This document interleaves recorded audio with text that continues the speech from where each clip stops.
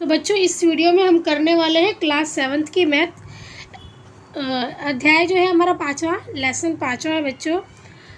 Chapter का नाम है रेखा एवं कोण।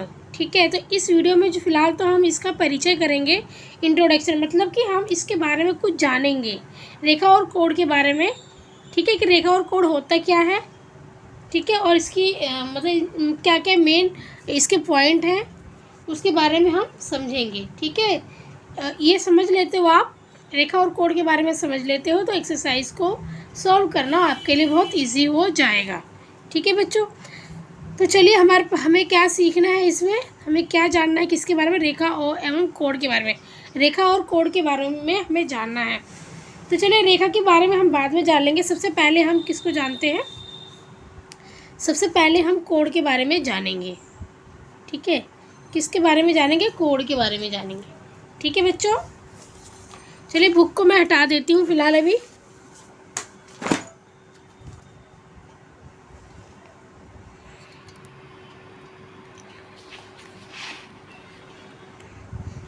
देखिए बच्चों, कोण के बारे में हम जानेंगे।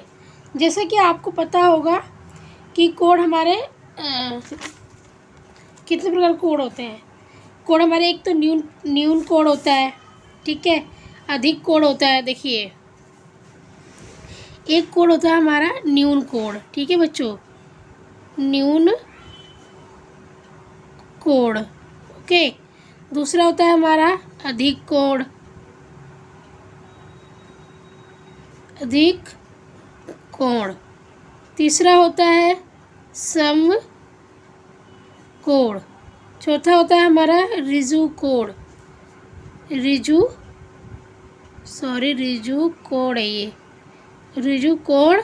और पांचवा होता है हमारा वृहत कोण। देखो बच्चों, ये न्यून कोण है। न्यून कोण कौन से होते हैं, जो 90 डिग्री से कम होता है। न्यून कोण कैसा होता है हमारा, जो 90 डिग्री से कम होता है। जैसे कि ये ऐसे, ये कोण जो ये बन रहा है ये क्या है, ये 90 डिग्री से कम है। ये 90 डिग्री से कम है ना, क्योंकि 90 तो यहाँ सीधा होता है, सीधा समकोण होता है 90 डिग्री। अब ये 90 डिग्री से कम है तो ये क्या है, न्यून कोण है ये। ठीक है, अब हमें अधिक कोण हमारा कैसा होता है, 90 डिग्री से ज़्यादा। तो अधिक कोण कुछ हमारा इस तरीके से बनता है। ठीक है, मतलब ये 90 डिग्री से ज़्यादा होता है। 90 डिग्री सीधा हो गया तो ये बाहर को थोड़ा सा निकलता है। ठीक है, तो ये हो गया हमारा अधिक कोण। समकोण हमारा होता है जो हमारा ये 90 डिग्री का कोण बनता है ऐसे। ठीक है, ये हमारा होता है 90 डिग्री का, इसी को हम कहते हैं समकोण। और जैसे मान लीजिए ये 110 डिग्री है, 90 डिग्री से ज़्यादा, तो ये हो गया हमारा अधिक कोण। और न्यून कोण जैसे मान लीजिए 70 डिग्री का है तो ये हमारा न्यून कोण हो गया, 90 डिग्री से कम का कोण। ठीक है, 90 डिग्री से कम मतलब कुछ भी, 85 भी हो सकता है, 80 भी हो सकता है, 70 भी हो सकता है। 90 डिग्री से कम होना चाहिए न्यून कोण में। अब ये ऋजु कोण, ऋजु कोण किसे कहते हैं बच्चों, ठीक है, ऋजु कोण कहते हैं जो कोण जो है ना स्ट्रेट लाइन पे, जैसे 180 डिग्री का कोण बनता है ना, 180 डिग्री का सीधी लाइन पे 180 डिग्री का जो कोण बनता है, इसको हम कहते हैं ऋजु कोण। अब ये सीधी लाइन इस तरीके से भी हो सकती है, इस तरीके से भी, इस तरीके से भी होती है, इस तरीके से भी हो सकती है, ऐसे भी हो सकती है, किसी भी तरीके से। ठीक है, सीधी लाइन पे जो ये कोण बनता है इसी को हम बोलते हैं, पूरा जो ये हाफ सर्कल बनता है ना, इसी को हम बोलते हैं ऋजु कोण। ठीक है, अब वृहत कोण, वृहत कोण कैसा होता है, जो 180 डिग्री से ज़्यादा का बनता है, जैसे कि नीचे की तरफ ऐसे बनता है, ये होता है हमारा वृहत कोण। ठीक है, तो हमारा 180 डिग्री ये हमारा होता है वृहत कोण, 180 डिग्री से ये ज़्यादा का कोण हमारा बनता है। ठीक है,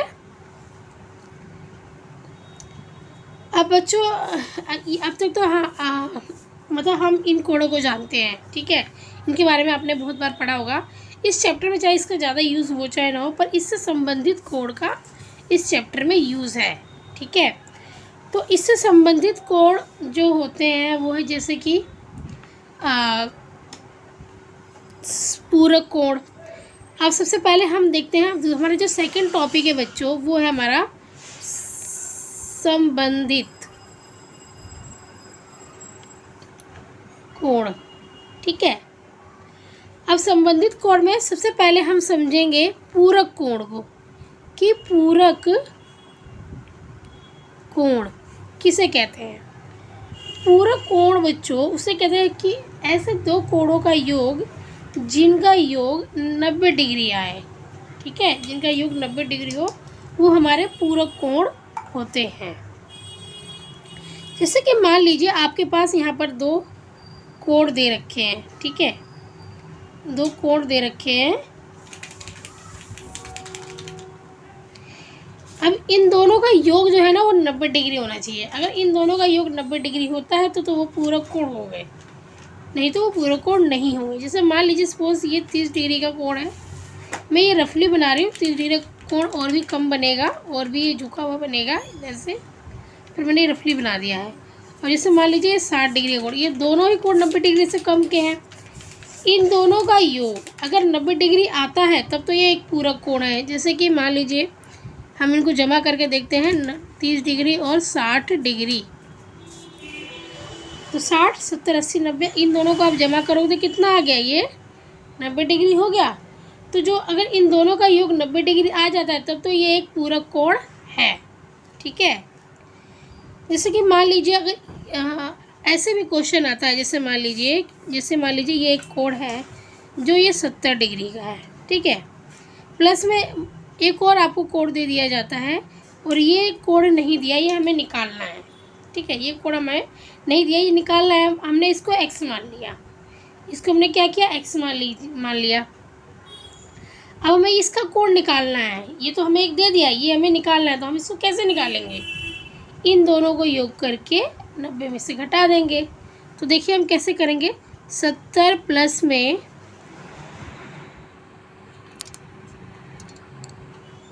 70 प्लस में x बराबर में 90 डिग्री। पूरा कोण कितने का होता है, 90 डिग्री का होता है दोनों मिलाकर। तो हमने 90 यहाँ लिख दिया, 90 डिग्री। ठीक है, अब x हमें निकालना है, ये कोण हमें निकालना है ना, तो x निकालना है बराबर में 90 माइनस में 70।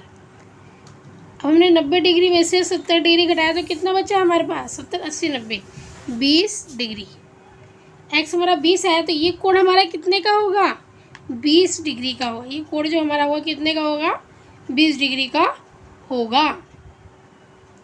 तो इस तरीके से हम मतलब पूरक कोण अगर हमें दोनों एंगल नहीं दिया है, एक दिया है और दूसरा निकालें, तो इस तरीके से हम निकालेंगे।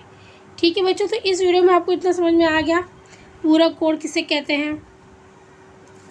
अब हम समझेंगे समपूरक कोण। ठीक है बच्चों, तो बच्चों अब हम सेकंड पॉइंट जो है वो हम करेंगे समपूरक कोण। ठीक है, तो समपूरक कोण बच्चों उन कोणों को कहते हैं जिन दो कोणों का योग 180 डिग्री आता है। दो कोणों के योग को 180 डिग्री, अगर दो कोणों का योग 180 डिग्री आता है तो वो समपूरक कोण है। ठीक है, जैसे मान लीजिए आप यहाँ पर एक कोण आपको दिया है 70 डिग्री का। ठीक है, और दूसरा यहाँ पर दे दिया 110 डिग्री का। ठीक है, अगर इन दोनों का योग 180 डिग्री आता है तब तो मान लीजिए ये समपूरक कोण है। ठीक है, इन दोनों का योग 70 प्लस में 110 डिग्री। अब इन दोनों का योग कितना आ जाएगा, 180 डिग्री आ रहा है, तो इसका मतलब क्या, ये एक समपूरक कोण है। ठीक है, सपोज़ मान लीजिए आपको जैसे एक कोण दे देते हैं और दूसरा नहीं देते, निकालने के लिए देते थे, तो आप कैसे करोगे ऐसे क्वेश्चन को। देखिए मान लीजिए आपको जैसे यहाँ पर ये दे दिया, यहाँ पे 100 आपको दे दिया। ठीक है, 100 डिग्री का, और ये आपको निकालना है, यहाँ पे ये आपको निकालना है। ठीक है, तो अब ये एंगल आप कैसे निकालोगे, ये कोण कैसे निकालोगे, एक दे दिया एक निकालना है तो कैसे निकालोगे आप। आपको पता है ना इन दोनों का योग 180 डिग्री होना चाहिए, तभी ये संपूरक कोण माना जाएगा। तो हम इसको कैसे करेंगे, देखिए हम इसको कैसे निकालेंगे। अब ये देखिए, इसको हमने x मान लिया, कोई कोण नहीं दिया हमें, डिग्री नहीं दी कि कितने डिग्री का, तो हमने x मान लिया। ठीक है, तो हम 100 प्लस एक्स बराबर में क्या लिखेंगे, 180 डिग्री। एक्स हमें निकालना है तो एक्स को हमने बराबर में कर दिया, बराबर की इधर रख लिया। अब 180 माइनस में 100, 180 में से 100 को घटाया तो कितना आ गया, 180 डिग्री, सॉरी 80 डिग्री आ गया। 180 में से 100 को घटाया तो 80 डिग्री आ गया। तो हमारा ये एक्स कितना आ गया, 80 डिग्री आ गया। तो हमने इस कोण का माप निकाल लिया 80 डिग्री। अब आप इन दोनों को प्लस करोगे तो कितना आता है, 100 और 80, 180। तो ये हमारे संपूरक कोण है। ठीक है बच्चों, इसी तरीके से पेपर में अगर ऐसा क्वेश्चन आता है कि एक कोण दे दिया हो एक कोण नहीं दिया है तो इसी तरीके से हम इनको निकालेंगे। ठीक है बच्चों, अब तीसरे पॉइंट जो है, अब हम इसमें समझेंगे तीसरे पॉइंट में आसन्न कोण। ठीक है, आसन्न कोण, इसके अंदर बच्चों 3 पॉइंट हैं, हम उनको समझेंगे। ठीक है, एक है सामान्य शीर्ष, दूसरा पॉइंट है सामान्य भुजा, और तीसरा पॉइंट है जो सामान्य नहीं है। ठीक है, जो सामान्य नहीं है वे सामान्य भुजा के एक एक तरफ, मतलब ये तीनों जो गुण है ना ये आसन्न कोण में होने चाहिए। ठीक है, आसन्न कोण कोई भी जो कोण है आसन्न कोण कब माना जाएगा, जब ये तीनों गुण उसके अंदर होंगे। तो जैसे बच्चों मान लीजिए ये हमारा इस तरीके से कोण है। ठीक है, ये हमारा O हो गया, ये हमारा A हो गया, ये हमारा B हो गया, ये हमारा C हो गया। ठीक है, अब हमें क्या बताना है, इसमें आसन्न कोण बताना है। आसन्न कोण हमें बताना, मान लीजिए एक कोण यहाँ है और एक कोण ये है। ठीक है, एक कोण हमारा AOB है और दूसरा कोण है BOC। ठीक है, हमारा देखिए यहाँ पर एक कोण क्या है, AOB, इसमें 2 कोण है। ठीक है, AOB और दूसरा कोण क्या है, BOC, ये दूसरा कोण हमारा है बच्चों। ठीक है, अब हमें इसमें क्या बताना, सामान्य शीर्ष। तो देखिए जो शीर्ष होता है ना हमारा, ये भी माना जाएगा। ठीक है, ये भी हमारा शीर्ष माना जाएगा, AOB BOC। ठीक है, तो देखिए ये हमारा क्या है, ये हमारा सामान्य शीर्ष है O, क्योंकि AOB कोण में भी O आ रहा है और BOC में भी O आ रहा है। O दोनों में ही आ रहा है, AOB में भी आ रहा है और BOC में भी आ रहा है। तो ये क्या सामान्य शीर्ष है, मतलब देखिए दोनों में ही आ रहा है। तो ये हमारा सामान्य शीर्ष है। ठीक है, सामान्य शीर्ष हमने ये साबित कर दिया O को, O जो है हमारा दोनों में ही आ रहा है, तो ये हमारा सामान्य शीर्ष है। ठीक है, सामान्य शीर्ष इसमें है जो दोनों में ही आ रहा है। अब सामान्य भुजा, अब हमें क्या देखना है इसमें, सामान्य भुजा। सामान्य भुजा मतलब जो दोनों ही कोणों में आ रहा हो, दोनों में ही आ रहा हो। ठीक है, तो देखिए AOB में हम भुजा देखते हैं AOB। ठीक है, अब BOC में देखते हैं BOC। तो बच्चों आप इसमें देखने को मिल रहा है आपको कि जो ये OB वाली जो भुजा है ना, OB, ये दोनों में ही आ रहा है, AOB BOC। तो जो ये OB वाली लाइन है ये दोनों में ही आ रहा है, दोनों में ही आ रहा है ना, ये दोनों त्रिभुजों में आ रहा है, AOB में भी BOC में भी, दोनों में ही आ रहा है, दोनों ही एंगल में आ रहा है ना बच्चों, दोनों ही एंगल में ही आ रहा है। ठीक है, तो ये हमारी OB, ये हमारी क्या हो गई, सामान्य भुजा। इसको भी हमने सिद्ध कर दिया। जो OB है वो इसमें भी आ रहा है, कोण AOB में भी और BOC में भी आ रहा है। ठीक है, OB भुजा हमारी, तो ये भी हो गया। अब जो सामान्य नहीं है, क्या बच्चों, जो सामान्य नहीं है, अब देखिए बच्चों तीसरा पॉइंट जो है हमारा जो सामान्य नहीं है, तो इसमें देखिए बच्चों जो AO भुजा है और OC भुजा, ये दोनों अलग अलग हैं।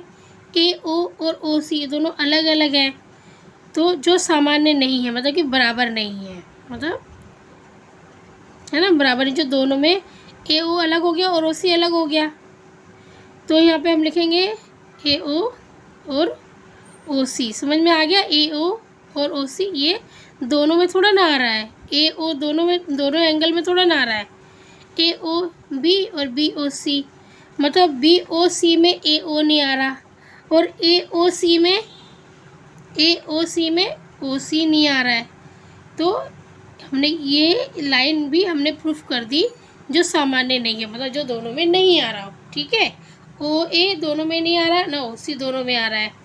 ओके, तो ये लाइन प्रूफ हो गई, ए और ओ सी। अब वे सामान्य भुजा के एक एक तरफ हो। अब इसका मतलब ये है कि भाई बच्चों कि जो हमारी सामान्य भुजा कौन सी है, ओ बी है, जो हमारी सामान्य भुजा ओ बी है, और ओ बी के एक एक तरफ कौन सी भुजा है, ए ओ है और ओ सी है ना। हमारी सामान्य भुजा जो ओ बी है उसके एक एक तरफ कौन है, एक तो ओ ए है और ओ सी है, तो ये भी हमने प्रूफ कर दिया। तो ये तीनों जो गुण है इसके अंदर है ना, तो ये हमारा आसन्न कोण हो गया। ठीक है, ये आसन्न कोण के गुण हैं कि सामान्य शीर्ष होना चाहिए जो दोनों ही कोणों में आए, ठीक है, दोनों ही एंगल में आए, और सामान्य भुजा होनी चाहिए जो दोनों में ही आए, और जो सामान्य नहीं हो मतलब कि ये जो भुजा है जो सामान्य भुजा के एक एक तरफ है वो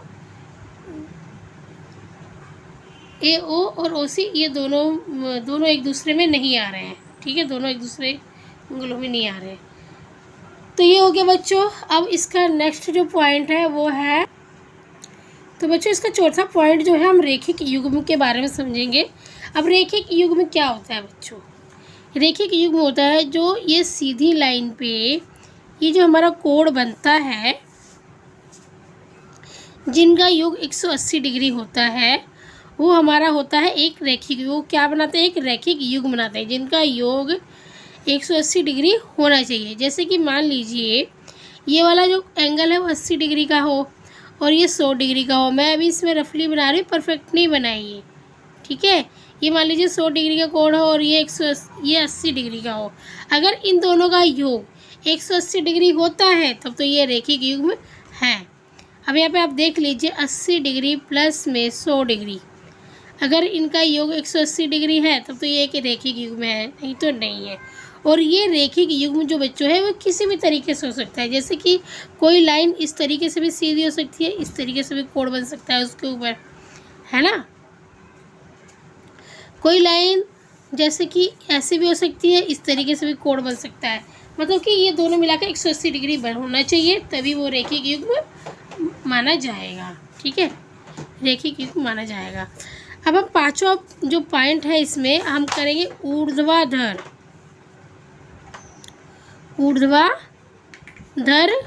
सम्मुख, ऊर्ध्वाधर सम्मुख कोण। ठीक है, ऊर्ध्वाधर सम्मुख कोण ये रैखिक युग्म कोण है। ठीक है, अब ऊर्ध्वाधर सम्मुख कोण कौन से होते हैं बच्चों? जैसे मान लीजिए दो यहाँ पर ये लाइनें हैं, ठीक है, ये एक दूसरे को यहाँ पर प्रतिच्छेद कर रही हैं। ये दो लाइनें हैं जो एक दूसरे को यहाँ पर प्रतिच्छेद कर रही हैं। ठीक है, तो ये प्रतिच्छेद के इस तरफ जो कोण बन रहा है और इस तरफ कोण बन रहा है, इन्हीं कोणों को हम क्या कहते हैं? ऊर्ध्वाधर कोण कहते हैं। ठीक है, जो आमने सामने बनता है। ठीक है, ये दो लाइनें हैं समझ लीजिए, और जहाँ पे ये क्रॉस पॉइंट है यहाँ पर ये आमने सामने कोण बना रही हैं, तो ये इन्हीं ऐसे ही कोणों को हम ऊर्ध्वाधर कोण कहते हैं। ठीक है, और इसकी एक खास बात यह है कि अगर ये 30 डिग्री का है तो ये भी 30 डिग्री का होगा। ठीक है, अब ये ऊर्ध्वाधर कोण जो है ये इधर भी बन सकता है और इधर भी हो सकता है। ठीक है, इस साइड भी बन सकता है और इस साइड भी बन सकता है। अगर ये 40 डिग्री का होगा तो ये भी 40 डिग्री का होगा, क्योंकि ऊर्ध्वाधर जो कोण होते हैं वो बराबर होते हैं और ये जहाँ प्रतिच्छेद करते हैं वहाँ पर ये बनाते हैं। ठीक है, जैसे यहाँ पे प्रतिच्छेद कर रहे हैं तो जो प्रतिच्छेद बिंदु है वहीं पर ही है। तो बच्चों इस वीडियो में मैंने यही मेन पॉइंट बताए हैं। अब नेक्स्ट वीडियो और इंट्रोडक्शन का एक पार्ट और बनाऊंगी जिसमें मैं रेखा के बारे में बताऊंगी, ठीक है। तो बच्चों वीडियो कैसी लगी है? अगर वीडियो अच्छी लगी है, आपको इंट्रोडक्शन समझ में आया है चैप्टर का, तो प्लीज़ वीडियो को लाइक कीजिए और अगर चैनल पे नए हैं तो सब्सक्राइब करके बेल आइकन पे प्रेस कर लीजिए, ताकि जब भी नई वीडियो अपलोड होती है तो सबसे पहले आपके पास उसकी नोटिफिकेशन पहुँचे।